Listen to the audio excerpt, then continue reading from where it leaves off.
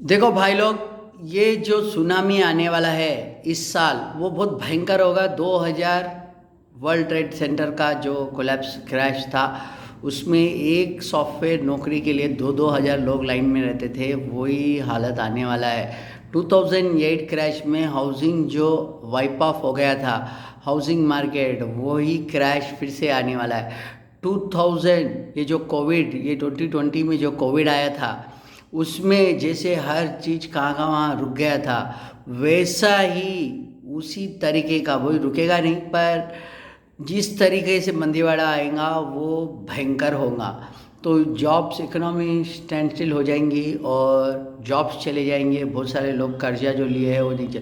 देखो, ये सब चीज़ों में एक चीज़ है, सब लोग पूछते हैं कि अच्छा, मैंने देखो मेरा 30% डाउन है मेरा स्टॉक का पोर्टफोलियो, अभी मुझे लेना या बेचना या एवरेज करना। तो हर आदमी यही सोचता है, क्योंकि यही सोच बड़ी है, क्योंकि मीडिया वाले ने भी यही सोच बना दी है और आपके हिस्ट्री में भी यही सोच है कि देख भाई, कम है तो थोड़ा और ले लूँ, नहीं है तो थोड़ा रुक के एवरेज कर लूँ, कब से लेना है मुझे। यही क्वेश्चन करते हैं लोग कि नीचे जाने के बाद तो लेना है ही है, क्योंकि उसके बाद ऊपर आएगा। देखो भाई लोग, यही सोच आपको बदलना है। ज़रूरी नहीं है कि हर बार जो चीज़ नीचे है वो ऊपर आए। मैं बताता हूँ हर साल क्यों हुआ है ऐसे। 1971 से लास्ट 50 सालों में हर चीज़, जब भी रिसेशन आया है, यूएस ने क्या किया है, यूएस जो real US recession major recession है और वही आया है। तो इसमें हर बार क्या हुआ है, यूएस जब भी रिसेशन आया है, यूएस यहाँ से प्रिंट, ये जो क्या है, कर्जा लिया है। यहाँ से कर्जा कैसे लिया, बॉन्ड को इश्यू किया, बॉन्ड इश्यू करके पैसे लिया बॉन्ड होल्डर से, और यहाँ आके खर्चा कर लिया। आपको खर्चा करके इंटरेस्ट रेट घटा दिए, बैंकों को पैसे फुकट के दे दिए। अब बैंक वाले क्या किए, आपको फुकट के पैसे दे दिए, इंटरेस्ट रेट ले लो, रिस्क रिस्क बढ़ा बढ़ा के दे दिए। आपकी नौकरी अगर है भी नहीं तो भी आपको कर्जा देना शुरू कर दिया, माइक्रो फाइनेंस लेंडिंग करना शुरू कर दिया, ये लेंडिंग वो लेंडिंग सब करके आपको कर्जा देते गए। फिर इकोनॉमी ऑटोमेटिक बूस्ट होना शुरू हो गया। तो हर बार जब भी डाउन टर्न आया, 2 साल बाद बहुत भयंकर उछाल आया, इसीलिए क्योंकि गवर्नमेंट इधर से कर्जा ली और इधर से बांटी। ठीक है, ये पर ये चीज़ ख़त्म होने वाला है, यही चीज़ एग्जैक्ट ख़त्म होने वाला है। इसीलिए इस बार जो आएगा ये 1930 का डिप्रेशन जैसे है वैसे आनेगा, क्योंकि यूएस देखो, यूएस का कर्जा है $36 ट्रिलियन। इसमें $27 ट्रिलियन खाली बॉन्ड्स का खर्चा है। मतलब उन लोगों ने बॉन्ड्स इशू किया, ट्रेजरी नोट्स इशू किया, बिल्स इशू किया, ये कितने, $27 ट्रिलियन। और फिर यहाँ इशू कर दिया, पैसे ले लिया मार्केट से और इधर जाके मार्केट में डाल दिया पैसे, बैंकों को दे दिया। ये जो यूएस का फेड जो है, आरबीआई जैसा, उसने क्या किया, बैंकों को कम इंटरेस्ट रेट में दिया। और ये बैंक वाले क्या किया, कम इंटरेस्ट रेट में लिए और आपको 7%, 8%, 9%, 10% हाउसिंग लोन चिपका दिए। और ये लोग आपका रिस्क दे के बगैर भी चिपका दिए, हाउस कंस्ट्रक्शन वालों को भी लोन दे दिए, बगैर हाइपोथिकेशन भी लोन देना शुरू कर दिया कॉर्पोरेट्स को। अडागोल बढ़ गया, फिर आपने कर्जा ले लिया, अडागोल कर्जा बढ़ गया आपका, फिर ऑटोमेटिक इकोनॉमी ऊपर जाता है। तो वैसे हर बार हुआ, इस बार होने वाला नहीं है, क्योंकि ये जो डेप्ट है, ये जो बॉन्ड्स है, इसको खरीदने वाला कोई नहीं है। तो मतलब जब भी अब इस बार रिसेशन आएगा तो यूएस गवर्नमेंट जो है यहाँ कर्जा उठा नहीं सकेंगी। ये जो है, ये जो बॉन्ड्स बिल्स जो है, ये बेचने जाएगी तो खरीदार कोई नहीं है। देखो अभी का हालत क्या है, देखो उसके हिसाब से आपको पता चल जाएगी अगले साल क्या होने वाला है। अभी की हालत ये है कि 9 ट्रिलियन, जो 36 ट्रिलियन जो कर्जा है, उसमें 27 ट्रिलियन जो है वो बॉन्ड्स और बिल्स में है, वो एक्सपायर होता है 27 ट्रिलियन। ये नेक्स्ट 3 सालों में, 3-4 सालों में ऑलमोस्ट 40% जो है वो आपका बॉन्ड एक्सपायर होने वाला है। और उसमें इस साल $9 ट्रिलियन, $9 ट्रिलियन, 27 में $9 ट्रिलियन कितना हो गया, ऑलमोस्ट 30%। तो इस साल एक्सपायर हो रहा है। वो तो अभी तो 3 महीने हो गए, अभी 7 बचा होगा, 2 ट्रिलियन तो ये हो गया। तो इस साल, एक ही साल में $9 ट्रिलियन एक्सपायर हुआ। तो जब यूएस के पास जो पैसे नहीं है कि कर्जेदार आते ही पैसे दे, वो क्या करती है, समझो अगर कर्जेदार ए आया और उसको पूछा, भाई मेरा बॉन्ड से एक्सपायर हो गया, मैंने जो तुमसे बॉन्ड लिया था और पैसे दिया था वो हो गया उसका टाइम, अब मुझे पैसे दे दे। तो अगर वो पैसे देने के लिए आता है तो यूएस के पास पैसे नहीं होता है, वो क्या करता है, नया कर्जेदार को ढूंढता है और उससे पैसे लेके इस उधार वाले को देते हैं और जो ज़्यादा बच गया वो खर्चा कर देता है मार्केट में। तो लेकिन अब जो है $9 ट्रिलियन बॉन्ड्स वाले जब वो आएंगे यूएस से पैसे पूछने के लिए इस साल, तो यूएस के पास पैसा नहीं है, तो उसको बोलेगा रिन्यू कर ले तू मेरा एफडी, मेरे पास पैसे नहीं है, रिन्यू कर लो। रिन्यू कर ले बोलेगा तो रिन्यू करने वाले भी नहीं है। क्यों? क्योंकि यूएस जो टैरिफ का गेम यूएस ने खेला है, जो ट्रंप ने खेला है, उसके वजह से पूरा कॉन्फिडेंस धज्जियाँ उड़ गई। और दूसरी बात है, यूएस का डेप्ट इतना बढ़ गया है कि उनका ब्याज भरने की क्षमता नहीं है, तो इसीलिए वैसे भी कॉन्फिडेंस पूरा धज्जियाँ उड़ी हुई थी पहले ही। और ये जो ट्रंप ने किया, बैक किया, एक दिन 40% टैरिफ, एक दिन 125% टैरिफ, फिर दूसरे दिन बोला इस पे निकाल दिया, उस पे निकाल दिया, तो एक इनकन्सिस्टेंसी रहने से ये गवर्नमेंट कुछ नहीं कर सकती, इसकी सोच नहीं है, बल्कि कॉन्फिडेंस पूरा ख़त्म हो गया। तो देखो इसके वजह से क्या होगा, ये कर्जेदार, नया कर्जेदार, जब ये 9 ट्रिलियन वाले आएंगे, नया कोई लेने वाला नहीं रहेगा, तो यूएस हाथ उठा देगा, बोलेगा भाई मेरे पास नहीं है। नहीं तो क्या करेगा, यूएस का जो फेड आरबीआई है उसको बोलेगा भाई तू कर्जा लेके, तू मेरे से कर्जा ले ले, और ठीक है, और तू इन लोगों को चुका दे, तो पैसे तो तू प्रिंट कर सकता है, तू इन लोगों को चुका दे। ऐसे करेगा तो और कॉन्फिडेंस खत्म हो जाएगा।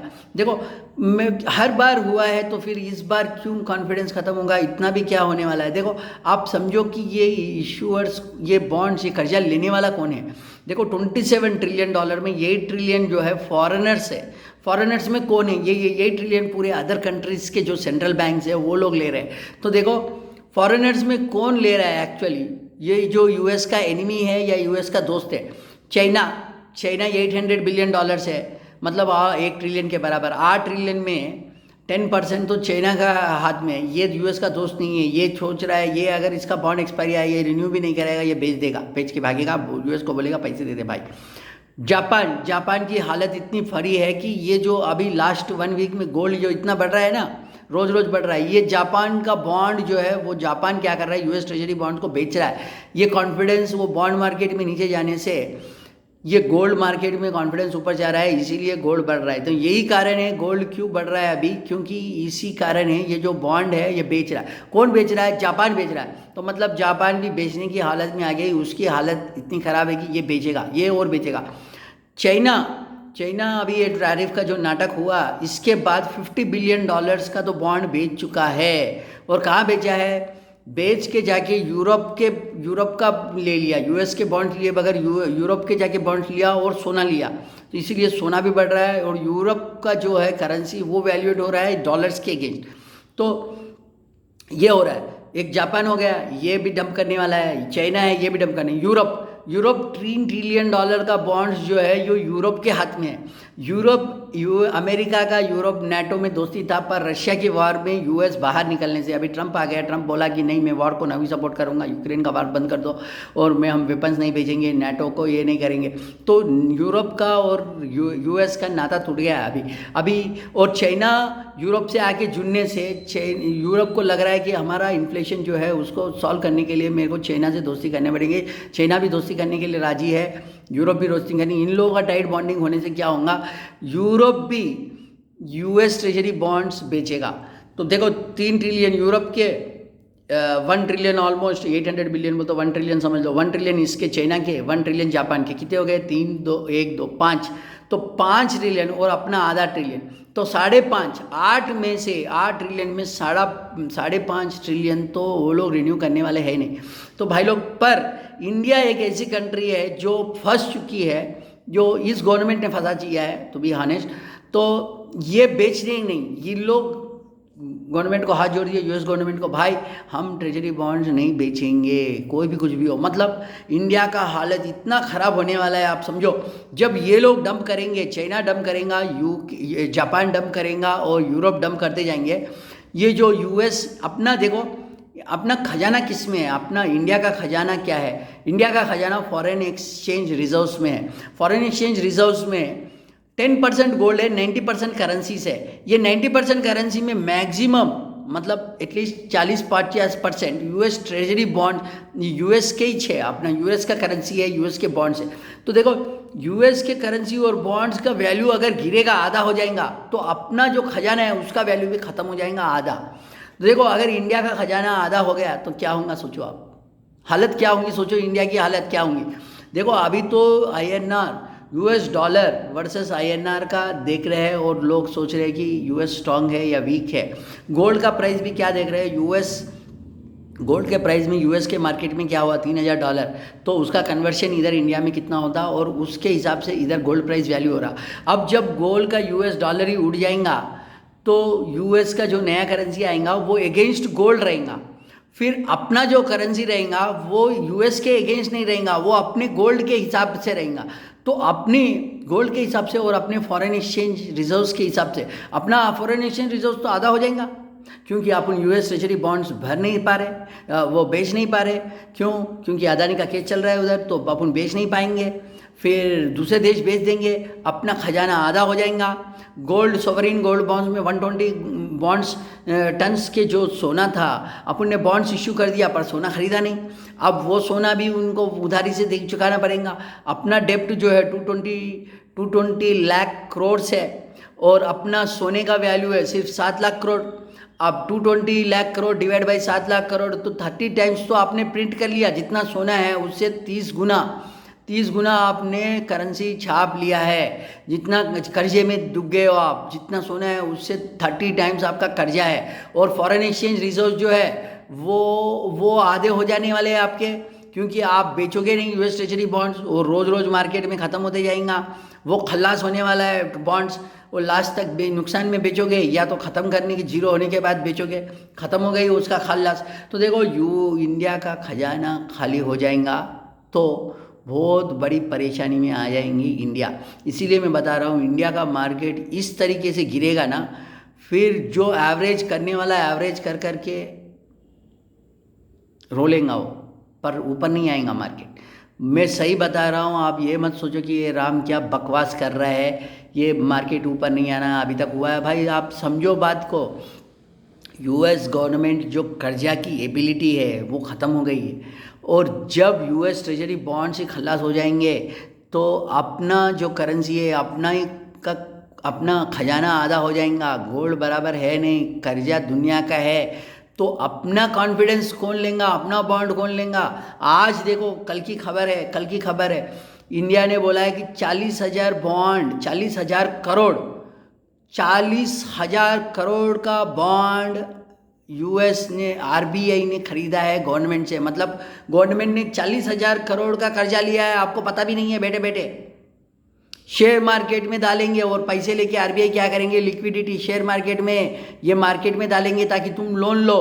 क्यों? बैंक को डूबने वाले हैं बहुत सारी बैंक। मैं बता रहा हूँ यूएस में एक बड़ी बैंक जैसे लेमन ब्रदर्स कोलैप्स हुआ था वो इस साल, वैसे बहुत सारी बैंक डूबने वाली है। क्यों डूबने वाली है मैं डिटेल में एक और वीडियो में बताता हूँ कि बैंक्स क्यों डूबने वाली है, आप हैरान हो जाओगे। बैंक्स 100% बहुत सारी बैंक्स डूबने वाली है, मैं बता रहा हूँ भाई लोग। इसीलिए मैं बता रहा हूँ आपने अगर गोल्ड नहीं लिया तो समझो आपके जो कर्जे हैं चुकाना मुश्किल हो जाएगा, आपका जीना भी बहुत कठिन होने वाला है सबका।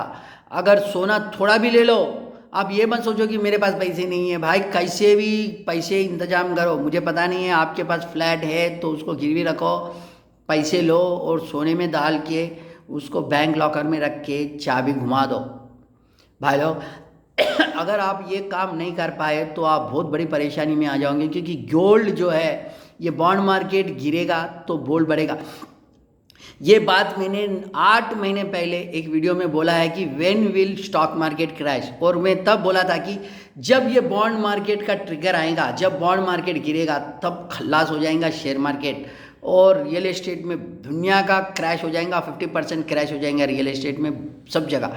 तो भाई लोग ये सब हो जाएगा और होना ही है, क्योंकि बॉन्ड मार्केट को आप कोई नहीं रोक सकता।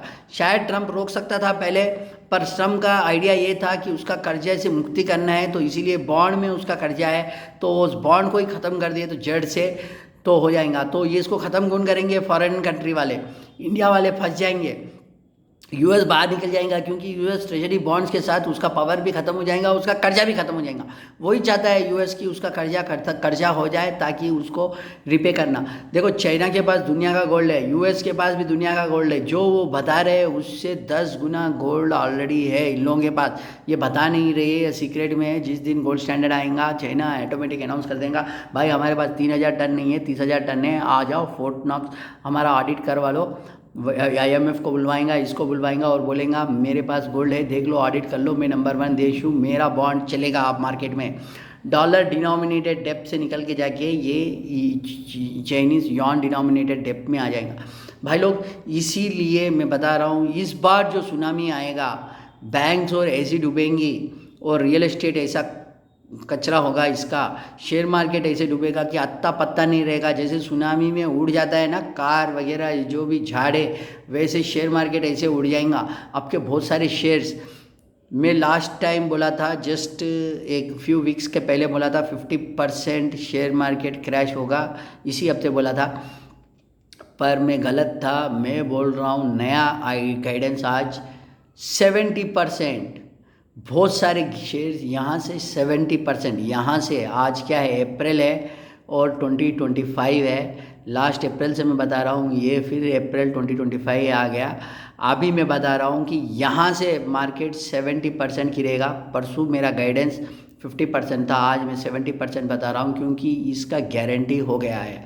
कैसे गारंटी हो गया है? चाइना यूएस वार में यूएस हार गई है, ट्रेड वार में यूएस हार गई, कॉन्फिडेंस चले गया, मूवमेंट पूरा यूरोप और चाइना की तरफ है। अब यूएस पे भरोसा करने वाला कोई नहीं है। अब बहुत टाइम की बात है, थोड़े देश पूरे जुड़ जाएंगे यूएस के अगेंस्ट, बॉन्ड्स डंप कर देंगे, और जो पहले डंप करेगा वो फ़ायदे में रहेगा, जो लास्ट डंप करेगा वो पिल्लो पासिंग गेम में फंस जाएगा और उसको डूब जाएगा।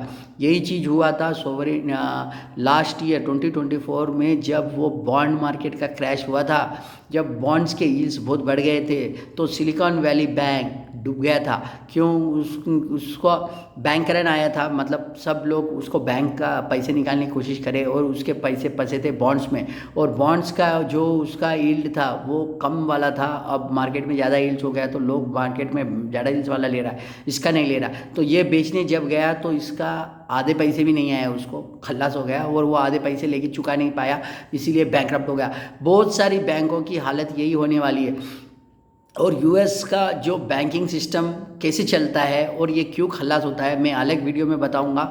बहुत इंपॉर्टेंट है, किसी ने नहीं बताया अभी तक, बहुत सारी बातें वो मैं बताऊंगा आपको, डिटेल में बताऊंगा। और मेरा वीडियो देखने के बाद आप ना भी नहीं कर पाओगे, क्योंकि आप कहीं भी जाके रिसर्च कर लो, ये बात को आप रॉन्ग नहीं प्रूव कर पाओगे। इसीलिए मैं बता रहा हूँ भाई लोग, बॉन्ड मार्केट क्रैश हो गया ना, शेयर मार्केट उड़ के चले जाएगा। शेयर मार्केट कुछ भी नहीं है, जबकि market capitalization of share market US का $50 ट्रिलियन है और बॉन्ड मार्केट सिर्फ $26 ट्रिलियन है, आधा है। फिर भी बॉन्ड मार्केट बहुत बड़ा मार्केट होता है, वो एबिलिटी टू टेक डेप्ट होता है, बहुत इंपॉर्टेंट होता है। शेयर मार्केट में पब्लिक का पैसा लगता है, बॉन्ड मार्केट में गवर्नमेंट का कर्जा होता है, तो इसमें फ़र्क है। ये एक आदमी का है, वो लाखों करोड़ों लोगों का है, तो इसीलिए फ़र्क होता है भाई लोग। कॉर्पोरेट बॉन्ड्स भी उड़ेंगे शेयर मार्केट में, गवर्नमेंट बॉन्ड्स फर्स्ट से पहले उड़ेंगे। गवर्नमेंट इनस्टेबल हो गए तो करेंसी कहीं की चले जाएगा, हर जगह उत्तल पुत्तल होने वाला है भाई लोग। मैं आपको पहले बता रहा हूँ, ये सब सुनामी में बचने के लिए आपके पास सिर्फ और सिर्फ एक ही तरीका है, राम टाइम मशीन को फॉलो करो और गोल्ड खरीदते जाओ। हम आपको करेक्ट बताएंगे कब गोल्ड खरीदना है, कैसे कब तक खरीदना है, और सबसे इम्पॉर्टेंट चीज़ है हम हमारे चैनल में बताएंगे कब बेचना है। ये जो बेचने का जो टाइमिंग रहेगा ना भाई लोग, ये सुई धागे के जैसे पोने के बराबर रहेगा। वो इतनी एक्यूरेसी से हम बताएंगे कि आप हैरान हो जाओगे कि इससे एक्यूरेसी कभी ज़िंदगी में किसी ने बताया नहीं है, क्योंकि यही सबसे इम्पॉर्टेंट स्टेप रहेगा। सबसे इम्पॉर्टेंट स्टेप रहेगा आप गोल्ड कब बेच रहे हो एग्जैक्टली। जो गोल्ड का जो आप गवर्नमेंट आपकी गोल्ड छीनना कंपलसरी हो गया भाई लोग। मैं लास्ट ईयर भी बोला था कि गोल्ड का जो है कन्फिस्केशन लॉ आएगा, गवर्नमेंट आपका गोल्ड छीन लेगा। गवर्नमेंट छीनने के पहले गोल्ड बहुत बढ़ेगा, इसीलिए आप आज गोल्ड खरीद लो। गवर्नमेंट छीनने के पहले एग्जैक्ट बेच दो मार्केट में। और वो टाइमिंग कब आएगा, आप राम के चैन अपने चैनल को अगर आपने फॉलो किया और टाइम टू टाइम सब वीडियोस देगा, बहुत सारे बड़े बड़े लंबे लंबे वीडियोस देता हूँ, क्योंकि मैं आपको कॉन्फिडेंस दिलाने के लिए, कि डिटेल बताने के लिए, क्योंकि बड़ा डिसीजन लेना पड़ेगा, एग्रेसिव डिसीजन लेना पड़ेगा आपको। ट्रेडिशनल थिंकिंग से आप जाओगे तो गए। और जो स्टॉक मार्केट शेयर मार्केट में थोड़ा देखो, कैसीनो में जाते हैं ना लोग, तो क्या करते हैं, सब जगह थोड़े थोड़े थोड़े पैसे लगा देते हैं, जिसको कुछ पता नहीं रहता है। तो वही होता है भाई लोग, जो डाइवर्सिफाई किया वो ख़त्म हो जाएगा, खल्लास। और जो अपना चैनल को फॉलो करके स्पेसिफिकली वही चीज़ में डाला जहाँ पे एक्चुअली चांस है, एज़ पर मैक्रो। मैं बोल रहा हूँ बोल के नहीं है, मैं वही बोल रहा हूँ जो हमारा डेटा बता रहा है, जो ट्रेंड बता रहा है, जो होने वाला है, तो वही चीज़ बता रहे हैं। तो इसीलिए जो जो भी हमने बोला है वो सब हुआ है। 50 रीज़न गोल्ड के दिया हूँ मैं, तो ये तो खाली एक ही रीज़न बता रहा हूँ, बॉन्ड मार्केट क्रैश। दूसरी चीज़ ये है, वो लोग ट्रेजरी बॉन्ड को बेचने वाले हैं। तीसरी चीज़ जो है, वो सब इकट्ठे हो गए यूएस को खलास करने का है। तो अभी सब लोग ही बता रहे हैं कि यूएस ट्रेजरी बॉन्ड। और एक चीज़ भाई लोग, बहुत सारे एनालिस्ट बता रहे हैं कि यूएस ट्रेजरी बॉन्ड्स को इसलिए कम कर रहा है, रिसेशन इसलिए ला रहा है ताकि उसका बॉन्ड यील्ड्स कम हो जाए, ताकि इंटरेस्ट कम करना है। वो छोटा गेम है, इतना छोटा गेम ट्रम्प खेलता नहीं है। ये गलत भी होने वाला है। अगर खेल भी लिया ट्रम्प, अगर वो सोच के भी खेला, तो ये सही होने वाला नहीं है, ये रॉन्ग होने वाला है। बाकी चीज़ें सही होने वाली है ट्रम्प की, पर ये चीज़ जो है, बॉन्ड यील्ड्स कम करके थोड़ा इंटरेस्ट बचा ले, ये खेल नहीं है। ये खेल पूरा उथल पुथल करने का गेम है, और वही चीज़ कर रहा है ट्रम्प। बहुत सही तरीके से जा रहा है। थोड़े स्टेप्स, ये इतने एग्रेसिव स्टेप्स है कि सामने वाला क्या रिएक्ट करेगा ये अपन मान नहीं सकते। बट एंड गोल, चाहे वो ये रास्ते से ऐसे ऐसे उतर उतर के जाएगा, पर एंड गोल जो है यूएस रीच हो जाएगा। उसका एंड गोल ये है, ट्रेजरी बॉन्ड्स को खलास कर दो, जो देश लिए हुए उसको बचा। अब ये टैरिफ दे के यही नेगोशिएशन करने वाला था अगर ट्रम्प। ये भी एक क्लू है, आप देख लो, ये भी बहुत बड़ा क्लू है कि टैरिफ से डरा के नेगोशिएशन करने वाला था, कॉम्प्रोमाइज़ करने वाला था सब देशों को। क्या कैश करने वाला था, यही बोलता था कि तू मेरा ट्रेजरी बॉन्ड्स डंप नहीं करेगा। क्यों नहीं करेगा, क्योंकि यूएस खुद करने वाला है ट्रेजरी बॉन्ड, तो वो चाहता है वो पिल्लो पासिंग गेम में फंस जाए। यही डील करने वाला था कि तू ट्रेजरी बॉन्ड डंप नहीं करेगा और मैं तुझ पे टैक्स निकाल दूंगा, ये टैरिफ निकाल दूंगा। बस यही डील करने वाला था। अब ये डील में सिर्फ इंडिया फंसेगी, क्योंकि दूसरा कोई देश भी इतना उल्लू नहीं है कि वो ट्रेजरी बॉन्ड्स यूएस की बात सुन ले। लेकिन इंडिया शरण में आ गई यूएस के।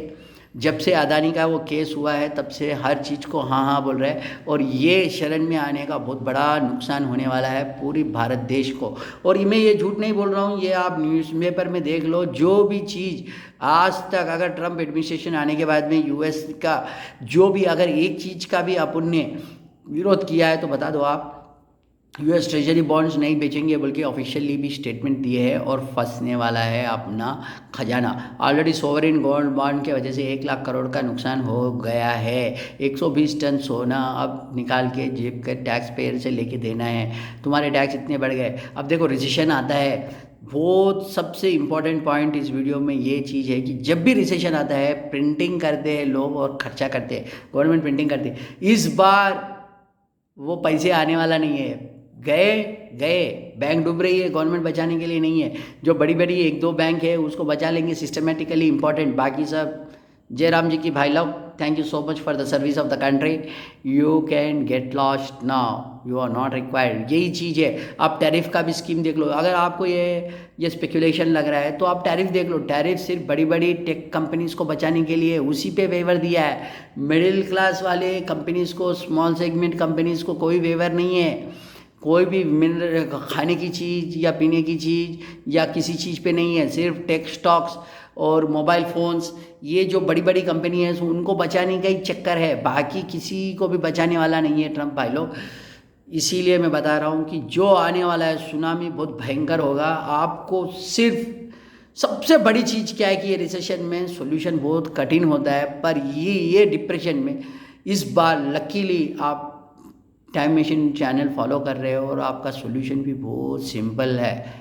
सिर्फ आपको गोल्ड ख़रीदना है, तिजोरी में, वहाँ पे बैंक लॉकर में रखना है बस।